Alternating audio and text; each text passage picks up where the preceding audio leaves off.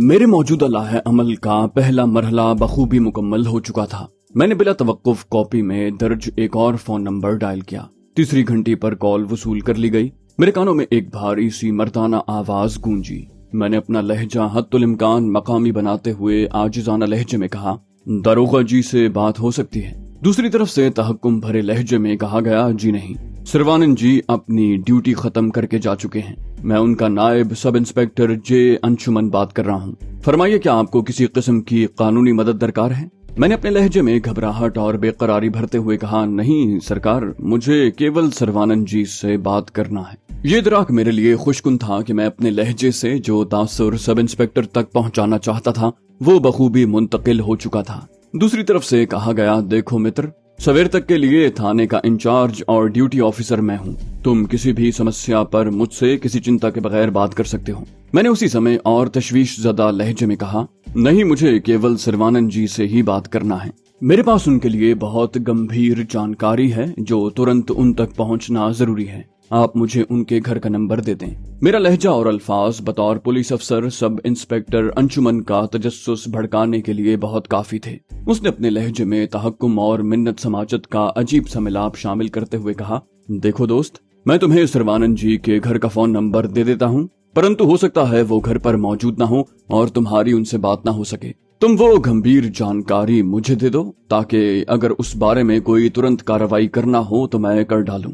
मैंने यूं जाहिर किया जैसे मैं ज़हनी कश्मकश में मुब्तला हूँ। फिर मैंने कहा, अगर आपकी यही आज्ञा है तो मैं आपको भी बता देता हूँ। मैं सिरवानन को खबरदार करना चाहता हूँ कि उनकी जान को शदीद खतरा है। इतना कहकर मैं चुप हो गया। मेरी तवक्को के मुताबिक इस खौफनाक इत्तला ने सब इंस्पेक्टर की सुट्टी गुम कर दी। उसने बमुश्किल हकलाते हुए कहा, ये तुम क्या कह रहे हो? कौन जान लेना चाहता है इंस्पेक्टर सिरवानन की? मुझे तफसील से बताओ ताकि मैं उनके बचाव का बंदोबस्त कर सकूं।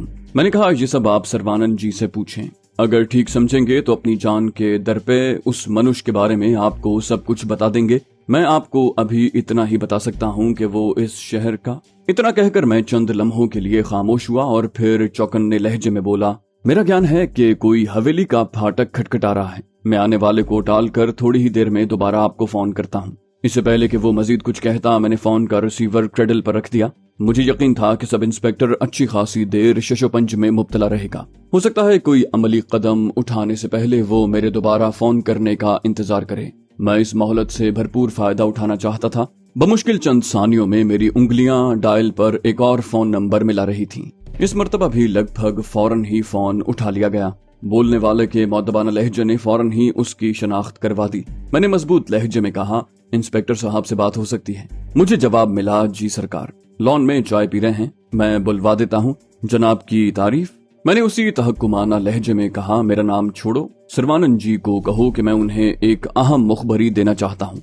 जल्द अज जल्द मुझसे बात कर लें। खादिम ने साहब को फौरन बुला कर लाने का कहकर रिसीवर गालिबन मेज पर रख दिया। लगभग 25-30 सानियों तक दूसरी तरफ खामोशी तारी रही। फिर किसी ने गूंजदार लहजे में कहा, हेलो इंस्पेक्टर सिरवानन हियर। आप कौन? मैंने धीमे आजिजाना लहजे में कहा, मेरा नाम पूछ कर क्या करेंगे दरोगा जी? मैं जो कह रहा हूँ वो गौर से सुन लें। आप मिर्जा मुजफ्फर बेग से वाकिफ हैं? उसने गालिबन ज़हन पर जोर डालने में कुछ लम्हे लगाए। बोला, मैंने ये नाम सुन रखा है। हाँ, याद आया, ये हीरों के ताजिर है ना, नजीबुद्दौला रोड पर उनकी बड़ी सी दुकान है। मैंने उसका जुमला उचकते हुए कहा, जी हाँ, मुजफ्फर पैलेस। आपने ठीक पहचाना, मैं उन्हीं मिर्जा साहब के हाँ मुलाजिम हूँ। उसने सवालिया लहजे में कहा, अच्छा तो फरमाइए कैसे जहमत की?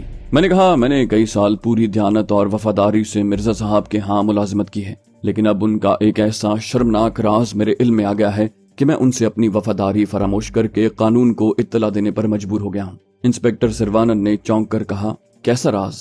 डरे मत, खुलकर बताइए। मैंने कहा, डरना तो पड़ता है इंस्पेक्टर साहब। मिर्जा साहब को जरा सा भी शक हो गया तो मुझे गोली से उड़वा देंगे। वो खुद को लाहक किसी भी खतरे का वजूद फौरन खत्म कर देने पर यकीन रखते हैं।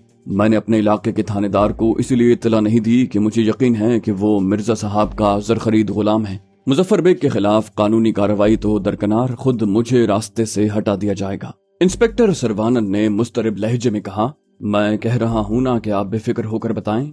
मैं जानता हूँ ये आपकी जिंदगी का मामला है। हम किसी पर आपकी शनाख्त जाहिर नहीं करेंगे और आपकी फराहम करदा इत्तला दुरुस्त हुई तो हम आपको इनाम भी देंगे। मैंने कहा, दारोगा जी, एक रात मुझे मिर्जा साहब के घर एक तकरीब में खिदमत अंजाम देने की वजह से रात को उनकी ही हवेली में सोना पड़ा था। रात गए प्यास लगने पर मेरी आंख खुली तो मैंने मिर्जा साहब को फोन पर प्रदीप नामी किसी शख्स से बातें करते सुना। उन्हें आधी रात गुजरने के बाद इस तरह चोरी छुपे गुफ्तगू में मसरूफ पाकर मैं हैरान रह गया। मैंने छुपकर उनकी बातें सुन ली। इंस्पेक्टर साहब, उन बातों से पता चला कि मिर्जा साहब चोरी के हीरे विलायत स्मगल करते हैं। यही नहीं, पता चला कि फोन पर उनसे बात करने वाला शख्स प्रदीप किबला निजाम के महल से जैकब हीरा चुराने वाला है, जिसे मिर्जा साहब विलायत की हीरों की खरीदार एक कंपनी को फरोख्त करने की तैयारी कर चुके हैं। मुझे लगा कि मेरी बताई हुई बातों ने उसे चंद सानियों के लिए गुम कर दिया है। बिलाखिर वो गंभीर लहजे में बोला, आपको पता है आप मिर्जा मुजफ्फर बेग पर जो इल्जामात लगा रहे हैं वो कितने संगीन हैं?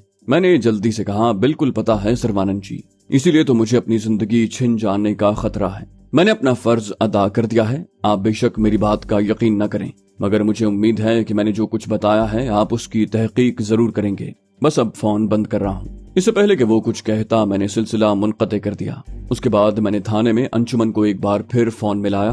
पहली ही घंटी पर फोन उठा लिया गया। मैंने दूसरी तरफ से सब इंस्पेक्टर अंशुमन की हेजानज़दा आवाज सुनी। हेलो। मैंने फौरन कहा, मैं बोल रहा हूँ अंशुमन जी। उसने लगभग चीखते हुए कहा, सुनो, तुम जो कोई भी हो, इधर उधर की बात किए बगैर तुरंत बताओ कि सरवानंद जी की जान को किससे खतरा है, कोई क्यों उनकी जान लेना चाहता है। मैंने बहुत मुख्तसर अल्फाज में वही कुछ दोहरा दिया जो सरवानंद को बता चुका था और उसके बाद इजाफा किया, मिर्जा मुजफ्फर को पता चल गया है कि इंस्पेक्टर सरवानंद उसकी खोज में लग गया है, इसलिए उसने किराए का एक कातिल उसके पीछे लगा दिया है जो मौका मिलते ही उसे ठिकाने लगा देगा। उसके साथ ही मैंने अचानक फोन काट दिया और इत्मीनान भरा सांस खींचा। मेरे कयास के मुताबिक मैंने अपना हदफ खासी हद तक तसल्ली बख्श अंदाज में पूरा कर लिया था। अब सिर्फ एक फोन और करना था। उसके बाद मेरी दानिस्त में मेरा फैलाया हुआ जाल शिकार फांसने के लिए पूरी तरह तैयार हो जाता। ताहम मुझे खदशा था कि अनुपम किसी भी वक्त आन थमकेगा और मुझे अपनी गुफ्तगू दरमियान में रोकना पड़ जाएगी। मैंने फैसला किया कि उसका इंतजार कर लूं। वो आ जाए तो उसे किसी नए बहाने से टालकर एक बार फिर फोन का सहारा लूं। मैंने लगभग 10 मिनट इंतजार किया। जब अनुपम की आमद के कोई आसार नजर न आए तो मैंने उस पर लानत भेजी और बसद उजलत नंबर डायल किया। मेरे अंदाजे के मुताबिक मिर्जा मुजफ्फर बेग बेताबी से मेरी कॉल का इंतजार कर रहा था। उसने लगभग बिला तमहीद पूछा, इंस्पेक्टर सरवानंद से बात हो गई आपकी? मैंने इत्मीनान और फख्र के मिले जुले तासुरात अपने लहजे में लाते हुए कहा, सब ठीक हो गया मिर्जा साहब। अब चाहे गोलकंडा की सारी हीरे की कानें स्मगल कर दें, इंस्पेक्टर सरवानंद आपकी तरफ आंख उठाकर भी नहीं देखेगा, बल्कि आपके रास्ते की रुकावटें भी दूर कर देगा। बस आप 5,000 रुपया तैयार रखें। मैंने उससे 1-1.5 घंटे में रकम पहुंचाने का वादा कर रखा है। मिर्जा मुजफ्फर ने मसरूर लहजे में कहा, चलो ये तो अच्छा हो गया, आप जब जी चाहे मेरी अकामत गाह पर आ जाएं, रकम तैयार मिलेगी। मैंने कहा, बहुत खूब, बस आपसे एक गुजारिश और करना चाहता हूँ मिर्जा साहब। उसने बेचैनी से कहा, हाँ हाँ फरमाइए। मैंने कहा, आपकी फियट बहुत शानदार है, लेकिन माजरत के साथ मुझे अपनी ब्यूक की कमी शिद्दत से महसूस हो रही है। अगर आप उसे दोबारा मुझे सौंप दें तो मैं बेहद ममनून हूँगा। मिर्जा मुजफ्फर जाने कौन सी संगीन फरमाइश का अंदेशा दिल में लिए बैठा था। मेरी बेजरर सी ख्वाहिश सुनकर वो खुशी से चहका। बोला, बस इतनी सी बात निजामी साहब, आपकी अमानत आपकी मुंतजर है किबला, जब चाहे हासिल कर लें। मैंने कहा, तो बस ठीक है, आप मेरी ब्यूक अपने दौलत खाने के बाहर खड़ी करवा दें। मैं वहीं से गाड़ी बदलकर इंस्पेक्टर सरवानंद की तरफ रवाना हो जाऊंगा और आपकी अमानत उस तक पहुंचा दूंगा। उसने कहा, मुझे कोई एतराज नहीं, मगर इसका मतलब है आप मुझे आज भी अपनी खिदमत का मौका अता नहीं करेंगे। मैंने कहा, मैं इंशाल्लाह जल्द ही महबूब नगर से वापस लौटूंगा किबला, तब आप दिल की तमाम हसरतें निकाल लीजिएगा। अब मैं इजाजत चाहूंगा। मैंने फोन बंद कर दिया और आरामदेह सेठी पर नीम दराज हो गया। अनुपम ने मुझे अब ज्यादा इंतजार नहीं कराया, लेकिन मैंने खुश्क से लहजे में कहा, यार बहुत देर लगा दी तुमने। उसने कहा, सरकार आपकी खातिर शहर के दूसरे किनारे वाक़े हमीदी हलवाई से उसकी मशहूर सौगातें शाहजहानी हलवा और बादाम की जाली लाया हूँ, साथ गर्मा गर्म नान खताई भी है, खाकर देखें, दिल खुश हो जाएगा। मैंने उससे मजीद बास पुर्स नहीं की। उसने गायब रहकर मेरी मदद ही तो की थी। वैसे वो जो कुछ लाया था लज्जत में अपनी मिसाल आप था, मगर मेरा जहन उस वक्त उन लतीफ एहसासात पर तवज्जो देने पर आमादा नहीं था। अनुपम ने दाद तलब करने की नीयत से कुछ कहना शुरू किया, लेकिन मैंने उसकी बात काट कर कहा, अनुपम ये बताओ, क्या तुम मुझे अभी और इसी वक्त इंस्पेक्टर सरवानंद से मिलवाने ले जा सकते हो? अनुपम मेरी बात सुनकर चौंका, फिर हैरानी से बोला, अचानक आपके दिल में ये ख्याल कैसे आ गया सुप्रो जी? सुबह थाने चलकर उनसे मिल लेंगे। मैंने ठोस लहजे में कहा, नहीं यार, अभी मिलना है, सवेर तक मामला बिगड़ सकता है। ऐसा करो, तुम फोन पर बात करके तस्दीक कर लो कि वो घर पर ही है या थाने में। मेरा जिक्र मत करना, उसे सिर्फ इतना बताना कि तुम एक जरूरी काम से फौरन उससे मिलना चाहते हो। अनुपम ने कदरे तजब्जुब से कहा, कहीं मना ही न कर दें, वैसे इस वक्त वो घर पर ही होगा। मैंने कहा, बस तो फिर मिलाओ उसके घर का नंबर। तुम अपनी तरफ से पूरा जोर देना कि अभी और इसी वक्त मुलाकात जरूरी है। अगर न माने तो फिर मजबूरी है, कल थाने में जाकर उससे बात कर लेंगे। अनुपम ने मजीद मुजाहमत न की। कुछ ही देर बाद वो इंस्पेक्टर सिरवानन से मुखातिब हुआ। अनुपम के बेतकल्लुफ तर्ज तकल्लुम से लग रहा था कि थानेदार उसे अच्छी खासी अहमियत देता है। मुझे जल्द ही पता चल गया कि इंस्पेक्टर ने उसकी फरमाइश मान ली है। सिलसिला मुनक़ते करके उसने मुस्कुराते हुए कहा, बधाई हो सरकार, बात बन गई। मगर वो इस वक्त टेनिस खेलने के लिए सर्विसेज क्लब जा रहा है। हमें 1 घंटे के बाद वहाँ जाकर उससे मिलना है। ये नई पेशरफ्त मुझे कुछ ज्यादा पसंद न आई, मगर अब पहलू बचाने की कोई गुंजाइश नहीं थी। मैंने अनुपम से पूछा, तुम जानते हो ना कि ये सर्विसेज क्लब कहाँ है? उसने जल्दी से हाँ में गर्दन हिलाई। बोला, कार में यहाँ से 15-20 मिनट का फासला है। हम क्लब के पीछे गेट से जाएंगे तो सीधे टेनिस कोर्ट पर पहुंचेंगे। मैंने कहा, इस गेट से जाते हुए कोई रोक टोक तो नहीं होगी? उसने नफी में सर हिलाया। बोला, मैं पहले भी उस जगह जाकर इंस्पेक्टर सरवानंद से मिल चुका हूँ, किसी ने पूछगिछ नहीं की थी। मैंने कहा, तो फिर उठो, हम अभी रवाना हो जाते हैं। इंस्पेक्टर साहब को एक आध गेम खेलते देख लेंगे, वो ब्रेक लेंगे तो मुलाकात भी हो जाएगी। अनुपम ने किसी हिचकिचाहट के बगैर मेरी बात मान ली। उसने निस्बतन रईसाना लिबास पहनने की मोहलत ली। कुछ ही देर के बाद हम शहर की सड़कों पर दरमियानी रफ्तार से आगे बढ़ रहे थे। शहर के गली कूचे रोशनियों से जगमगा रहे थे। जिंदगी अपनी तमाम रानाइयों और रंगीनियों के साथ जाग रही थी। अनुपम खासी तरंग में था। मैंने उससे बेतकल्लुफी को अगले दर्जे पर पहुंचाकर उसके गंदे कारोबार की खासी तफसीलात उगलवा ली थी।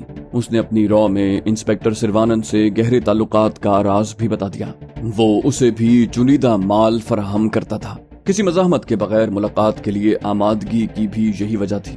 सिरवानंद समझा होगा कि अनुपम के पास कोई नादिर हीरा आया होगा और वो सौदेबाजी के लिए उससे मिलना चाहता है। 10-15 मिनट के बाद हमारी गाड़ी शहर की गहमा गहमी वाले इलाकों को पीछे छोड़कर घने दरख्तों में घिरी एक शानदार सी सड़क पर आगे बढ़ने लगी। यहाँ मुझे दोनों तरफ वक्फे वक्फे से वसी सरसब्ज अहातों में घिरे कदीम तर्ज के बंगलों की झलक दिखाई दी। अनुपम ने मेरी दिलचस्पी भांपते हुए बताया कि यहाँ ज्यादातर आला सरकारी ओहदेदारों की रिहाइशगाहें हैं, जबकि कुछ ही देर में रास्ते में कई क्लब आएंगे। उसकी बात अभी पूरी भी नहीं हुई थी कि हम एक बड़े से फाटक के पास से गुजरे, जिस पर 2 मुसल्ला दरबान तायुनात दिखाई दिए। अनुपम ने बताया कि ये रॉयल दक्कन क्लब है, जहां सिर्फ रियासत के सरफहरिस्त रऊसा और आला तरीन इंतजामी ओहदेदारों का दाखिला मुमकिन है। मैंने इस बात में सर हिलाने पर इक्तिफा किया। अलबत्ता मेरी नजरें रास्ते की हर काबिल तवज्जो चीज का बगौर जायजा लेकर तफसीलात ज़हन नशीन कर रही थी। अनुपम का अंदाजा गलत निकला। हमें यहाँ पहुँचने में लगभग 40 मिनट लग गए थे, जबकि हवेली में सर्फ होने वाले 10 मिनट उसके अलावा थे। यानी हम सिरवानन की फरमाइश के ऐन मुताबिक लगभग 1 घंटे में उस तक पहुँचने वाले थे। बिलाखिर अनुपम ने पहले गाड़ी की रफ्तार कम करने और फिर एक तंग सी सड़क पर स्टीयरिंग घुमाने की हिदायत की। सड़क के दोनों तरफ बुलंदोबाला 4 दीवारी साथ साथ चल रही थी। अलबत्ता उस सड़क पर रोशनी के इंतजामात इंतहाई नाकाफी थे और घने दरख्तों की वजह से रात कुछ ज्यादा ही गहरी, कुछ अजीब पुरस्रार सी महसूस हो रही थी। मैंने अनुपम की हिदायत पर गाड़ी बाएं तरफ आने वाले एक खुले फाटक में दाखिल कर दी। कदरे बल खाती सी उस सड़क पर जा बजा दरख्त झुके हुए थे। एक मोड़ घूमे तो सामने कोई 50 गज के फासले पर 2 सरसब्ज टेनिस कोर्ट तेज रोशनियों में नहाए दिखाई दिए। उस वक्त उन दोनों पर खेल जारी था और लगभग 1 दर्जन लोग कोर्ट्स के दोनों तरफ बिछी आराम कुर्सियों पर बैठे हुए थे। मैंने गाड़ी उनमें से करीबी कोर्ट के पहलू में ले जाकर जरा हटकर खड़ी कर दी। हमारी सफेद फिएट के सिवा वहाँ कोई और गाड़ी मौजूद न थी, इसलिए ये बात तकरीबन यकीनी थी कि वहाँ मौजूद तमाम अफराद ने हमारी गाड़ी गौर से देखी होगी। अलबत्ता मेरी शक्ल उनमें से शायद किसी को भी वाज़े तौर पर दिखाई न दी होगी। अनुपम ने तवज्जो से जायजा लिया और फिर उसी कोर्ट के दरमियान वाले जाल के दूसरी तरफ मुस्तैदी से रैकेट चलाते ऊंचे कद के एक खिलाड़ी की तरफ इशारा किया। टेनिस शर्ट पसीने में भीगी होने की वजह से उसकी मजबूत जिस्मानी साख्त नुमाया हो रही थी। अनुपम ने हिदायत तलब नजरों से मेरी तरफ देखा। मैंने खुशगवार लहजे में कहा, यार तुम गाड़ी से उतरकर उसे अपनी शक्ल दिखाओ ताकि वो गेम में वक्फे के दौरान हमारी तरफ आ जाए। मुझे उससे सिर्फ चंद बातें करना है और मैं ज्यादा लोगों की नजरों में नहीं आना चाहता। वो यहीं आ जाए तो बेहतरीन काम हो जाएगा। तुम प्रदीप के खास आदमी की हैसियत से मेरा तारुफ करवाना, बाकी गुफ्तगू मैं खुद कर लूंगा। अनुपम ने इस बात में गर्दन हिलाई और गाड़ी से उतरकर लगभग 10 गज दूर कोर्ट के किनारे जा खड़ा हुआ। वो फौरन ही दराज कद खिलाड़ी की नजरों में आ गया। इंस्पेक्टर सर्वानंद गेंद को इब्तिदाई जरब लगाते यानी सर्विस करते करते रुक गया।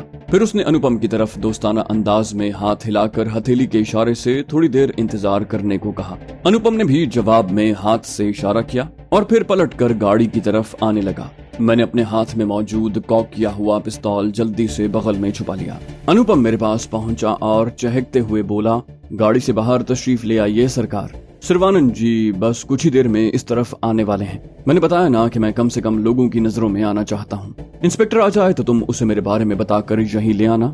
मुझे उनसे बस चंद बातें करना है जो गाड़ी ही में हो जाएंगी। अनुपम ने इसरार नहीं किया और वापस कोर्ट के किनारे जा खड़ा हुआ। सर्वानंद अपने मुकाबिल उधेड़-उमर ढीले ढाले से खिलाड़ी पर वाज़े बरतरी रखता था। उसने लगातार 8-10 जोरदार शॉट्स लगाकर गेम अपने नाम कर ली और फिर कोर्ट के एक तरफ रखे अपने कैनवस बैग पर रैकेट रखने के बाद तौलिए से पसीना पोंछते हुए अनुपम की तरफ बढ़ा। मेरे लिए ये अंदाजा लगाना मुश्किल नहीं था कि उस घाघ पुलिस अफसर ने 30-40 गज का फासला तय करने के दौरान में अनुपम के साथ साथ उसके अकब में खड़ी सफेद फिएट का भी बगौर जायजा ले लिया है। ऐन मुमकिन है कि उसने ये भी भांप लिया हो कि गाड़ी की ड्राइविंग सीट पर कोई मौजूद है। मुझे खदशा हुआ कि कहीं वो खौफजदा होकर कदम न रोक ले। घंटा भर पहले ही तो उसे खबरदार किया गया था कि उसकी जिंदगी खतरे में है। तहाँ मुझे वो बदस्तूर पुरएतमाद कदमों से अनुपम की तरफ बढ़ता दिखाई दिया। उन दोनों ने गर्मजोशी से मुसाफा किया। चंद ही जुमलों के तबादलों के बाद अनुपम ने हाथ से मेरी गाड़ी की तरफ इशारा किया। सर्वानंद ने गौर से गाड़ी की ड्राइविंग सीट की तरफ देखते हुए उसकी बात पर असबात में सर हिलाया। फिर वो दोनों मेरी तरफ बढ़े। ऐन उसी वक्त मैंने बाजू बाहर निकालकर पिस्तौल की नाल का रुख उन दोनों की तरफ कर दिया। मैंने सर्वानंद को बुरी तरह चौंकते देखा। लम्हा भर के बाद अनुपम ने भी मामला समझ लिया। इससे पहले कि वो दोनों कोई रद्द अमल जाहिर करते, मैंने ताक कर 2 गोलियां अनुपम की छाती में उतार दी। उसके हलक से एक भयानक चीख उभरी, लेकिन इसी असना में मेरी तीसरी गोली इंस्पेक्टर सर्वानंद की बाईं रान में उतर गई। उसके हलक से कर्बनाक कर्राह खारिज हुई और वो दोनों हाथों से अपनी घायल रान थाम कर झुक गया। सर्वानंद ऐन मेरे निशाने पर था और उसकी खोपड़ी के चीथड़े उड़ाना मेरे लिए जरा भी मुश्किल नहीं था। तहम उसके जिस्म को निशाना बनाने की बजाय मैंने उससे कई फुट ऊपर हवा में 2 गोलियां चलाईं और फिर गाड़ी एक झटके से पहले गियर में डालकर एक्सेलरेटर पर दबाव बढ़ा दिया। गाड़ी ने निस्फ दायरा लिया और मेरा रुख अकबी फाटक की तरफ हो गया। मैंने गर्दन बाएं तरफ मोड़कर जायजा लिया तो देखा कि सर्वानंद मेरी ही तरफ देख रहा है। अगर उसका चेहरा रोशनी में होता तो यकीनन मुझे उसकी आंखों में दहकते गैज़ व गज़ब के शोले भी नजर आ जाते। उसने बदस्तूर अपना जख्म दबा रखा था और उंगलियों के दरमियान से खून रिस रहा था। अलबत्ता इस दौरान में अनुपम की सांसों की डोर टूट चुकी थी। वो मुझे मुंह के बल बेसुध पड़ा नजर आया। ताहम मुझे उससे कतन कोई हमदर्दी महसूस नहीं हुई, बल्कि मेरी राय में तो वो बहुत अजियतनाक मौत का हकदार था। मैं पुख्ता सड़क पर चढ़ा तो मुझे अपने अकब में बहुत से लोगों की चीखो पुकार सुनाई दी। अलबत्ता मेरा ये खदशा गलत साबित हुआ कि मुझ पर अकब से फायरिंग भी हो सकती है। मैं हत्तुल इम्कान तेजी से फाटक पर पहुंचा और फिर मैंने सुनसान सड़क पर अपनी गाड़ी डाल दी। मेरी रफ्तार खासी तेज थी, ताहम बड़ी सड़क पर मुड़ते ही मैंने एक्सेलरेटर पर दबाव कम कर दिया। गैर मामूली तेज रफ्तारी की वजह से खामखा तवज्जो का निशाना बनना मुनासिब नहीं था। मेरा काम बखैर खूबी मुकम्मल हो चुका था और अब मुझे बस खैरियत से यहाँ से शहर तक पहुँचना था।